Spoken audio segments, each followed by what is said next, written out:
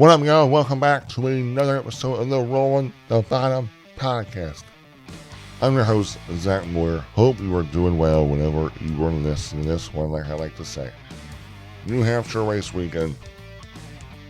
NASCAR weekend in New Hampshire. A lot of New Hampshire, New England. The tracks near Boston. Great weekend of racing. I mean, the well and modified series race was really, really good. I actually got up early for that one. When I got a haircut around 7 a.m., then went to the gym, and then came home to watch that one, ate some breakfast. That was actually a really fun race. Early morning, but a really good race. Truck race was compelling. A lot of stuff happened there. A lot of accidents. Jake Garcia, Cheddar Smith were eliminated. We'll talk about that. And then the Cup Series race. New right side tire there in New Hampshire. First time it's been run at New Hampshire. It was ran at Richmond, I believe. It made this race really, really good. Really, really compelling. Lots to talk about there. So let's jump right into it. Ryan Blaney gets the win in the Mobil 1 301. Was the best car all race. Was really, really good car in practice. But Logano was really good as well. But it's not like Logano wasn't as good as Blaney was on the long run. Blaney's car was really good in the short run as well. But maybe Logano's was better on the short run as well, too. They were the same, but also it felt like Blaney was never able to keep his track position at times. He lost a couple of spots on pit road. Not a lot of spots. He stayed in the top 10. But he just had to work his way up through a couple of cars before he got to Logano. He passed Logano to win stage 1. And then Logano won stage 2 because Blaney was back in traffic. There was, pit stops were important. I think Blaney lost a couple of spots on pit road, but not a lot of spots like I'm trying to emphasize here. But this is a big win. This is his third win for Blaney. He wins it at New Hampshire. He's locked into the round of 8. And now in the round of 8, the past 2 years, Ryan Blaney's won at Martinsville to get himself into Phoenix. So right now everything's going pretty good for Blaney. Now he gets to kind of go to Kansas and maybe go win Kansas, trying to go to the Roval. And just right now he's just trying to go get some more points. Now New Hampshire. This is the first time a non-Toyota has won in New Hampshire in the next-gen era for the NASCAR Cup Series. So that's big. I mean, the Toyotas didn't look as good as the Fords today. Well, I really would just say Penske was on a whole nother zip code. It was literally just Penske competing for this win. It was, Logano in the most laps, Blaney in the second most laps. And then Barry, who spun on stage 1, came back and finished second and was right there for Blaney. He might have been better than Blaney. So Penske still showing that speed on these flat, short tracks, mile tracks. But congrats to Blaney. Really good race by him. Really good drive by him. Congrats. He deserves it. Now, I do want to talk about this whole thing with the Penske cars. Joe Logano said at Gateway that, we're going to need the Penske cars. Joe Logano said in Gateway after that race that we're going to need the Gibbs cars to make a mistake for us to beat them because they were fast. And Gateway was a track that Penske was known to be really, really good at. They won the past 2 out of 3 years there. This past Gateway race in the playoffs. So everyone, the media was pushing this whole narrative. Well, now Penske is the team to beat, and now Gibbs is the team to beat. I hate it. I'm absolutely done with this thing. I'm sick and tired.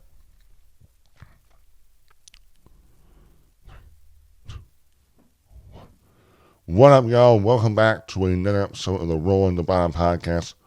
Hope you are doing well whenever you are listening to this one. NASCAR weekend in New Hampshire is officially a wrap. And what a weekend of racing it was. The Wild Modified Series race there. It was the Truck Series, the Cup Series. A lot of good racing. A lot of stuff to talk about. That's always good in the world of NASCAR. You need things to talk about. So let's get right into it. Ryan Blaney won the Mobil 1 301 at New Hampshire Raceway. It was the best car. The most dominant car. Now, he didn't lead the most laps. I don't know, on pit road, he lost a couple of spots. Was never able to really control the track position at times when he got it. Some different tire strategy also played into that with some guys taking 2, taking 4. It was really fun, that whole tire strategy stuff. This new tire really, really worked. But Blaney did win stage 1. He passed his teammate late. Logano won stage 2. But then Blaney was able to kind of set in his track position. He passed Gardner late in stage 3, and then a hard-charging Josh Berry after spinning in stage 1 was on him. And I don't know, some people were speculating that there was team orders there for Josh not to use the bumper, all this stuff. With 12 laps to go, Josh slid in turn 3. There were some bumps up the racetrack. People are saying he his tires up. And then Josh was never ever really to make another big charge back to Blaney. Blaney deserved to win this race. He was the best car won. Third win in the season. Locks himself in the round of 8. A big win there. This is the first time a non-Toyota has won at New Hampshire. I mean, I think there was a stat that Bell hadn't ever finished. Bell's worst finish was second here. Or he only had one finish outside the top 2. I don't exactly know. Bell ended up finishing 6th in this race. The Penske looked way better than Gibbs in this race. It was literally a race. It was really going to be a question what Penske car was going to win this race, not what Gibbs or Hendrick car was going to win this race with a Penske car. It was literally a Penske showdown. And they showed on these flat short tracks at Penske, they're still the guys to beat, still the team to beat. So congrats to Ryan Blaney, a big win for him. Now let's talk about this, guys. I want to talk about Gibbs, Joe Gibbs Racing versus Team Penske. Julia Logano after the Gateway race, which was another flat, 1.2 mile track. Penske won the past 2 out of 3 races there. Well, Gibbs showed up and dominated that race. Then he won. I think Briscoe finished second. They were really way better than Penske. Penske was good. They were a top 5 car. I think Blaney finished top 5. They were good, but they weren't to that Gibbs level. And Joe Logano said that they're going to have to hope that the Gibbs cars make a mistake in order for them to beat them.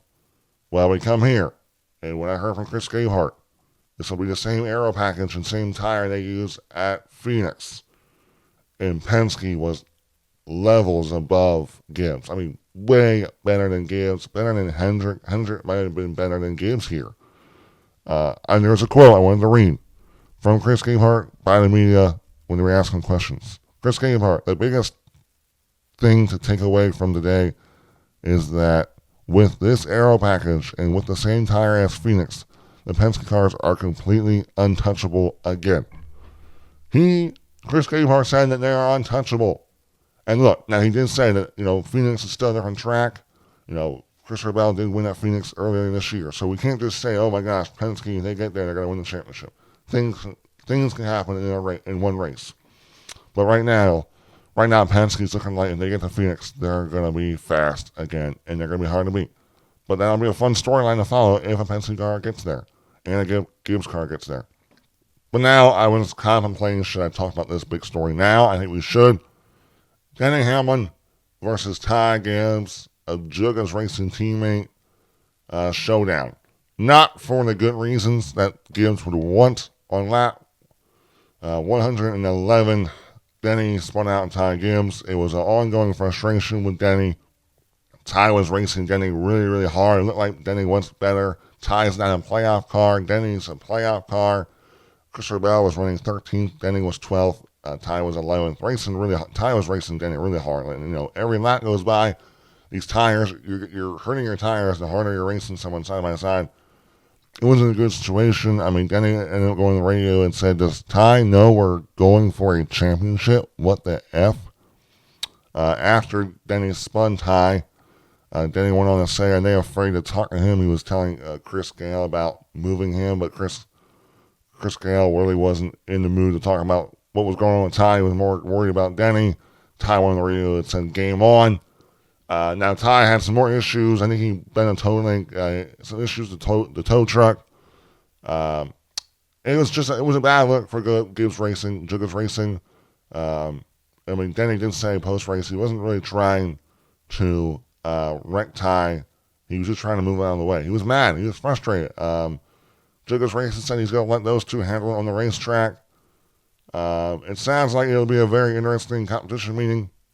But look, guys, this is how you have to look at this, guys. The way I look at this is Ty Gibbs was racing very hard for 11th place for Denny Hamlin. Denny Hamlin and Christopher Bell, they are racing for a championship for the team that Ty Gibbs' grandpa owns. I mean, those two guys are racing for a championship for Ty Gibbs' family. And the way that Ty was racing, Denny was really aggressive. It looked like he was aero blocking. I don't know, just over aggressive. I feel like you just, at that moment, if Denny's staying with you, he looks faster, you should let him go because guess what? He's trying to go get some stage points. He's trying to go help himself out. And Ty, you're racing for 11th, and there's nothing really to be gained there for you. If you're racing for the win or a top 5, I can understand racing Denny really hard. Track position is important, but in that moment, you're not really racing for anything meaningful there. Maybe you should let your teammates go by. But look, I'm not a race car driver, but it does sound like most people would agree with that. I just don't think it's a good look, especially when, the two guys that you're racing to keep behind you so hard are guys that are racing for a championship for your family, like I just said. Not a good look for Gibbs. And I think in that moment, I don't know why he was never, then the crew chief, Tyler Allen, never say anything to Gibbs about, hey, let him go. No point racing your teammates. They're racing for a championship.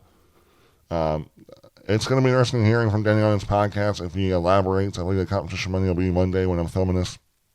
Yeah, it'll be interesting. Ty said game 1. I don't think that's a good thing. If Ty really, I don't think anything will come after this. I actually think that this will be a learning moment for Ty.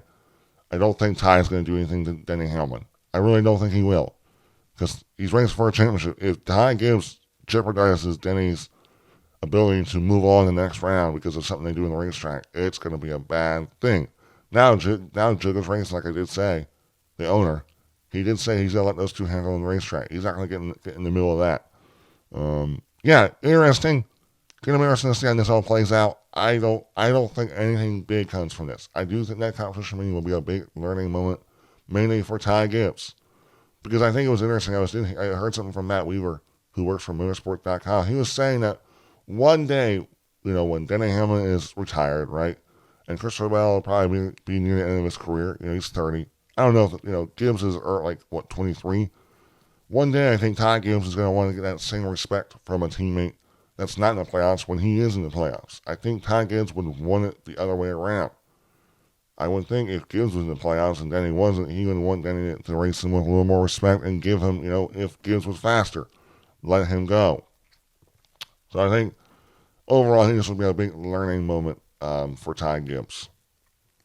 But that was big. Overall, Gibbs just wasn't as fast as Penske like we just mentioned. Yeah, man, if we look at some of where these guys finished, we're going to start off with 2311. Did not have a good race as a whole. Bubba Wallace and Tyler Reddick are currently 11th and 12th in the playoff standings. Reddick is minus 23 and 11th. Bubba Wallace is minus 27 and 12th in the standings. Wallace finished worst out of the playoff drivers in 26th, and Reddick finished second worst, 21st. Just a bad day. I just think they just didn't have the speed. Did not have the speed. I don't know if they had some pit road mistakes. It didn't look like they did. It looked like they just didn't have the speed. I mean, Reddick was contending there in the top 10 early in that race. I'm trying to see if he finished in getting stage points. I'm trying to see if he did. Yeah, Reddick finished, I guess, 8th. Well, yeah, 8th. 1, 2, 3, 4, 5, 6, 7, 8. Yeah, Reddick finished 9th in stage 1, and then didn't gain stage points in stage 2. Yeah, and Wallace didn't gain stage points. You need stage points. Stage points are really important because those are guaranteed points. Yeah, it's just a bad day. I don't know what else to say about 2311, but now they're going to need, both their cars are going to need to have really good, they're going to have to really, Kansas is a track that both those guys have won at, and they're going to need to have big days. Top 10 days, stage points, top 5, finish top 5, maybe one of them win. And then the Roval, I think both guys are actually solid in the Roval. I think Bubba Wallace said it's one of his best tracks there, the Roval, and Reddick's really good there as well. So, 2311 had a terrible race here in New Hampshire, not what you want, but they are going to racetracks that they historically have been good at. And I know Bubba Wallace did say they did not run well at Kansas this past spring. So, bad day on the racetrack, but still some good tracks coming up for those two guys. We keep moving down the line. Austin Cindric, compared to his teammates, they tried some two-tire strategy there to get him some track position in the top 10, but he fell back quite a ways back, finished 17th. I don't know, guys. I thought, he didn't have the speed, it seemed like. Josh Berry is affiliate teammate, spun out, started last, and actually was able to work back to the front. Austin Cindric was not able to do that. So it's kind of weird. Like, Austin Cindric was the third best, the fourth best Penske car in the race. And he's actually a Penske car. Wood Brothers Racing, they're not even actually a Penske car. They have the same shop, but they're not even a Penske car. You would think at least the third Penske car would be better than that Wood Brothers car, but he was not today. We keep moving down the line. Denny Hamlin, like we talked about. Denny Hamlin, he was, right outside the top 10 type of car guy. Wasn't really any better than that. Chase Briscoe finished 10th. He was another one of those guys. He did try some two-tire strategy there in stage 2. I believe it was. He did get some track position, but then still fell back from 10th as the race progressed. Christopher Bell finished 6th. Christopher Bell, a guy that I think he qualified 19th, really did not have. He was fast. The final pit stop of the day, when everyone was taking 2 tires, he took 4, and I think that actually worked out. I think he was like right around the top 10 guy, like right outside the top 10 type of guy. I think those 4 tires did help him to finish 6th. And then we also talked about Ty Gibbs finished outside the top 30 as an instant. So overall, I felt like Gibbs in this race, guys, they were not what we expected. We thought Gibbs would be a little bit more faster, but we knew after practice and qualifying that Penske was going to be the team to beat. So maybe we didn't think, this is not as big of a shock, but you would have thought at least I thought Bell would have been at least better. I thought he would have worked his way to the front way quicker than he did. He never even got there, really, to even, challenge the Penske cars. Ross Chastain, P9. Ross Chastain had a really good day. Top 10 day all the way around. I'm trying to think if he can get some stage points. No, he didn't get stage points in either stage. Currently, Ross Chastain is minus 12. He won at Kansas last year in this same last year's race. And then he's a solid road course guy. He's got SVG as a teammate. So, not a great, a good finish, but didn't get stage points. And that's why he's probably minus 12. So, like I said, the 2011 cars. Bad race here in New Hampshire, but a lot of tracks to look forward to. Same thing with Ross Chastain. Not a great race, great finish, but not a lot of stage points. But at least you're going to tracks that you can have success at. Chase Elliott. Chase Elliott qualified 27th in this race. He ended up finishing, if I have my notes again, he ended up finishing 5th. Chase Elliott finished 5th, started 27th. Let me see here. He getting stage points in any of the stages? Yeah, he finished 1, 2, 3, 4, 5, 6, 7. He finished 7th in stage 2, so got some stage points there. Finished top 5 at the end of the race. A great rebound for Chase Elliott. Qualified terribly, but to come out here at the top 5, get some stage points. He's plus 14 to the cut line after race 1. You go to Kansas. Hendrick's always good in these mile halves. You go to Charlotte. He's really good in road courses. Not as good as he was in the Gen 6 era, but still solid on these Gen 7 road courses. So, hey, it's always good to be a plus in the cut line. So, what it could have been, qualifying definitely could have worried a lot of fans of what this day could have went, but it went way better than what people thought. So, congrats there to Chase Elliott on a really great way to recover after a bad qualifying effort. Kyle Larson and William Byron. Larson finished P7, William Byron P3. They were the 2 best Hendrick cars, I think, out of the day. Now, Larson still fell to P7. Larson finished top. He got stage points in stage 1 and finished 2nd in stage 2. So, big points day for Kyle Larson. Byron also finished top 3 in stage 1 and top 3 in stage 2. So those two guys got a lot of stage points, and they're going to be both sitting really well. Byron is plus 47, 2nd in the point standings, and then Larson's 3rd in the playoff point standings, plus 41 in the cut line. So those 2 guys, great. They had the perfect kind of days. If you can't win the race, at least get a bunch of stage points and finish really well, and that's what those 2 did today. So yeah, that's all your playoff guys there. Some stats from this race though, guys. We talked about this race as a whole, just the overall racing. There There were 8 cautions for 45 laps, guys. And there were 7 leaders. Logano led the most laps, 147. Ryan Blaney the second most laps, 116. Briscoe, third most laps, 19 laps. 14 lead changes, guys. They brought the same right side tire that they ran at Richmond for this race, and it made a difference. You could pay for if you ran too hard early. It was a long run. The way you treat your tires early, you were going to pay for that in the long run. This tire created tire strategy. We saw some 2 tire stops. We saw some 4 tire stops with 2 tire stops, right? So it created an opportunity to pass, and did actually look like it was easier to pass than years past here because you had tire differential between guys. Putting 4 tires on versus guys in front of you that put 2 tires on did make a difference. Josh Berry, the final pit stop there, he only had like 12 lap older tires, stayed out from the lead. Now Blaney did pass him in a couple laps because Blaney was really good in that short run. But then Berry was better in that long run, it looked like.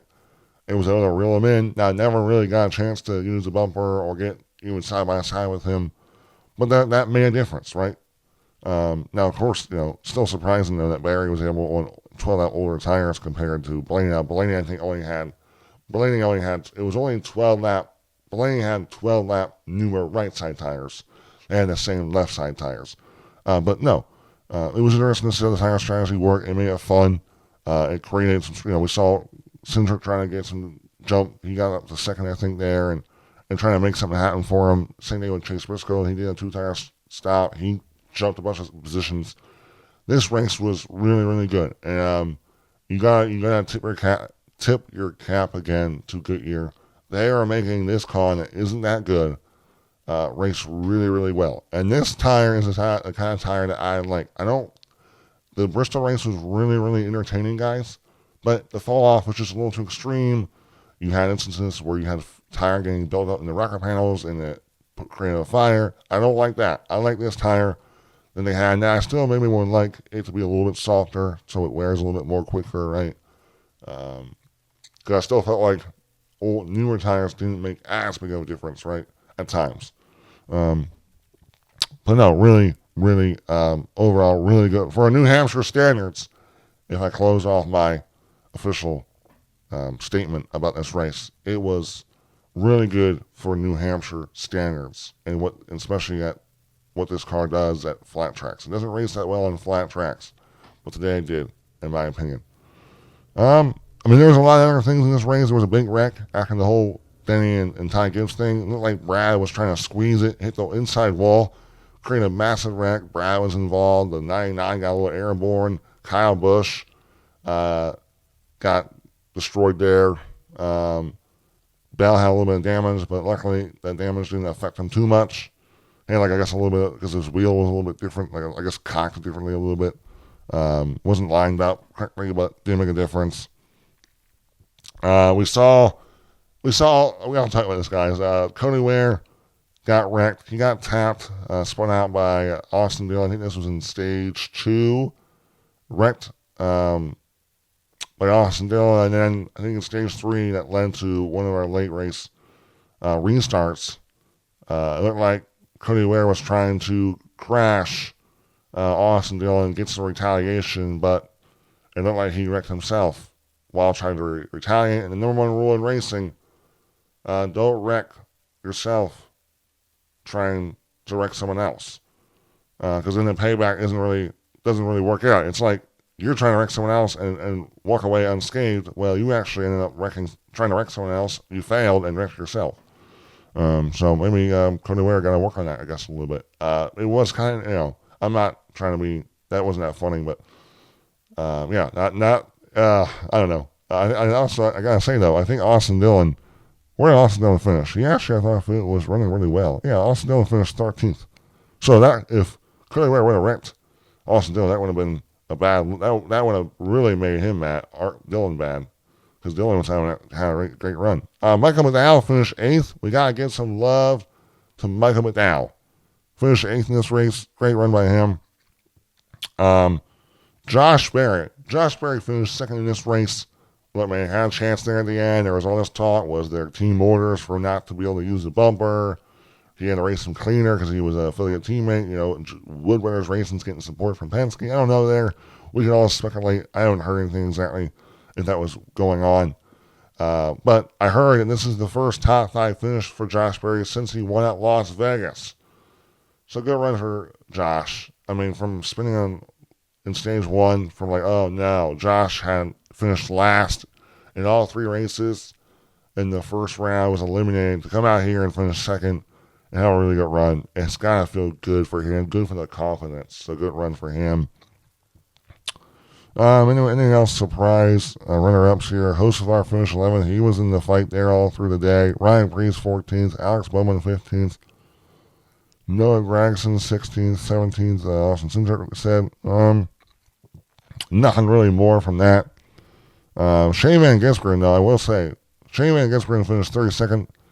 I think he had some damage or whatnot. But he was running like top 5 early in this race, like top 6 in this race. So 32nd finish, but he qualified 10th. I don't know, maybe Shane Van Gisbergen's getting better in the ovals. So great, I guess. I mean, didn't finish great, but at least great qualifying effort and did start off the race really, really well. But I also want to say, guys, man, Kyle Busch finished 30th, man, and Kyle Busch, I just feel bad for the guy. He wasn't fast before the wreck. It's just, you feel bad because we all remember what Kyle Busch once was, and seeing him this way and seeing him pretty much be irrelevant in these races, it's sad. I used to look at Kyle Busch as he was him. He was him. And now I just don't think this car fits his style. They don't have the speed. I mean, Dillon is finishing 13th, winning races, and Busch is still struggling to figure out, their car setup. I feel bad for Kyle Busch, but hopefully they can figure something out. You want them to figure something out. We want to see Kyle Busch be successful because it's great for the sport. It's great for us to be able to talk about him. But just to tell you what it wasn't. Now we're going to playoff standings here to wrap up the Cup Series part. Really, I would say that you got to really focus on the guys below. I think Logano's sitting really well. Now look, a blown engine, a tire goes down, a crash, boom, you're below the cut line. But if you just run a solid top 15, top 10, get some stage points, you're going to be feeling really good going to Roval after Kansas here. You also got to look at it this way. Larson, Bell, Hamlin, Logano, Byron. Look at those guys. How have they been running compared to the guys below the cut line? Because those are the guys that really care about trying to beat. And they're just trying to move the next round, right? And because the points reset. And I would say that mostly all those guys have been, from Byron to Hamlin, those guys have been all better than Ross, Cindric, Reddick, Wallace this year. Logano is one of those guys that you can say that maybe Logano hasn't been good at as good as Reddick this year. That's the only one I can really throw out there that maybe Reddick has been better than Logano this year, only consistency where they're running all throughout the season. But overall, guys, it's going to be interesting to see how these points change throughout the round here. Kansas coming up, mile and a half, the only mile and a half before we go to Las Vegas, so it'll be an important race for guys that are, probably got to make the round of 8 to prepare to get ready to go to Las Vegas. As Las Vegas is the first race of the round of 8, that's an important race to win to prepare yourselves to go to Phoenix and try to go win that one. So going to be fun going to Kansas and seeing how these playoffs change and the standings change throughout the race. Overall, guys, that is the Cup Series race. Corey Heim won the Truck Series race. It's his 9th win this season. He ties Greg Biffle for the most wins in a regular season. In a season, if he gets one more win, he'll have the all-time record for the most wins in the regular season. Chandler Smith and Jake Garcia both were eliminated in the Truck Series playoff standings. Chandler Smith just made a lot of mistakes. Hit the wall at Darlington. He had a mechanical failure. Or what else happened? Yeah, he hit the wall. Yeah, he hit the wall at Darlington. Ended his day. Had a mechanical failure, I think, at Bristol, and then came here and ran a perfect race and finished second. If he doesn't have those 2 bad races, I think he makes it easily. And then Jake Garcia as a whole just didn't finish. They just didn't have the speed in this entire round, really. Where did Jake Garcia finish in this race? Yeah, he finished 16th. They're just not going to do it there, and they haven't really ran as good throughout the round. So no, I'm not really surprised. I'm surprised by, excuse me, guys. I'm surprised by Chandler Smith being eliminated, but that was a lot off one, a mistake, and then mechanical failure. But I'm not surprised by Jake Garcia. He's young. I think it's his first full-time year in the Craftsman Truck Series. So overall, a really successful season for Jake Garcia. Now they're going to be going to Roval to start the round of 8. Going to be fun to see how that all plays out. I don't know what the playoff standings are, but Corey Heim dominated the New Hampshire race, led 124 laps. He's really, really good, and I don't think we should be worried about the round of 8. I know some people are like, oh my gosh, the Roval is a crap show. The Talladega, who knows what's going to happen there. I just think Heim is so good that he could go out there and win the Roval. That's how good he is. So congrats to Corey Heim. We'll look more and deeper into the Truck Series heading into the Roval then. But overall, guys, I just blew by the Truck Series race. I mean, it's soon time. What time is it right now? It's 6:21 in the morning. I got to go to work here soon, so I got to wrap this up. But yes, really good New Hampshire race for Cup Series standards and compelling Truck Series race. A lot of wrecks in that race, though, too. Overall, guys, hope you guys enjoyed today's podcast. I will be in Kansas. I'm going to Kansas, guys. Breaking news. Not really breaking news, but I'll be in Kansas. I'm going to be driving to Kansas. Going to be covering the weekend. So look for that one. Overall, have a good weekend. Stay tuned to all this content. See you then. Bye.